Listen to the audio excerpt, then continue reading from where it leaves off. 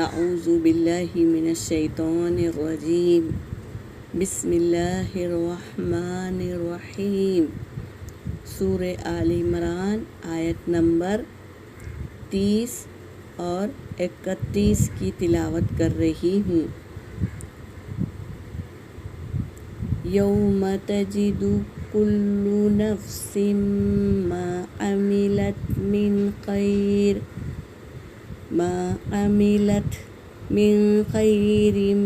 محضرا وما عملت من سوء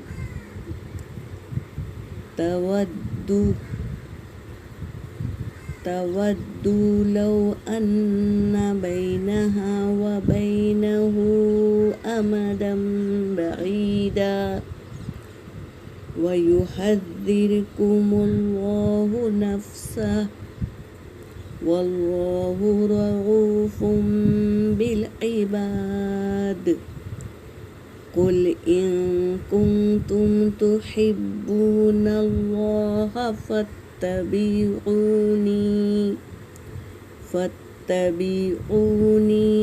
يحببكم الله ويغفر لكم ذنوبكم واللہ غفور رحیم۔ صدق اللہ العلی العظیم۔ ترجمہ کر رہی ہوں۔ اس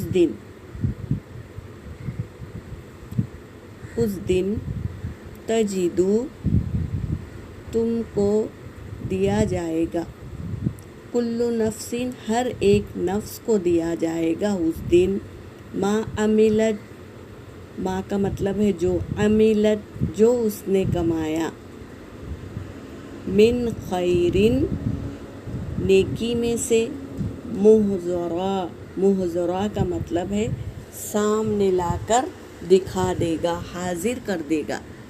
اس دن ہر ایک نفس کو دیا جائے گا جو دنیا میں جو نیکی کر کے گیا، محضرا اسے سامنے لا کر رکھ دیا جائے گا، وما عملت اور جو کمایا اس نے، من سوئی برائی میں سے، تو وہ بھی سامنے لا کر رکھ دیا جائے گا، دونوں دکھا دیا جائے گا۔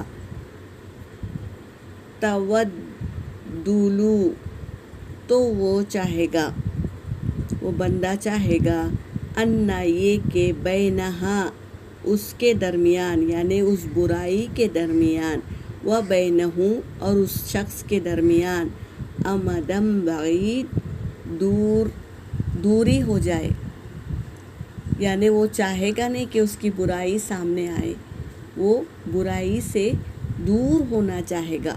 وہ بندہ جو دنیا میں برائی کر کے گیا، اللہ تبارک تعالیٰ جب برائی سامنے رکھیں گے تو وہ بندہ چاہے گا کہ اس کے درمیان اور برائی کے درمیان دوری ہو جائے، وہ دکھائی نہ دے۔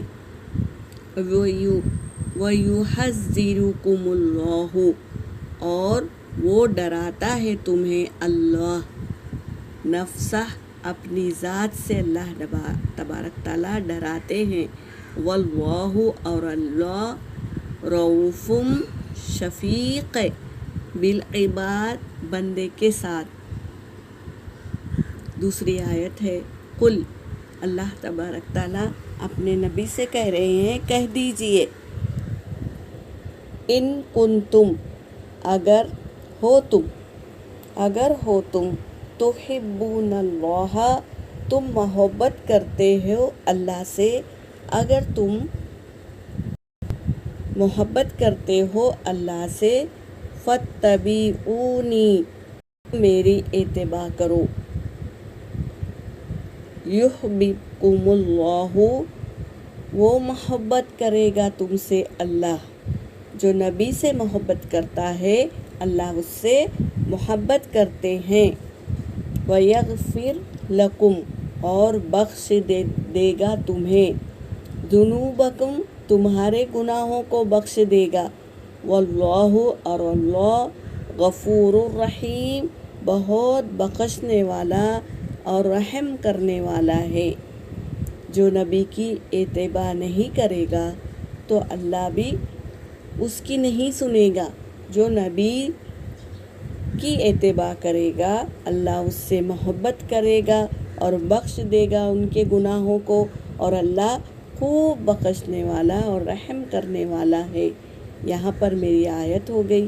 وآخر الدعوانا ان الحمد للہ رب العالمین۔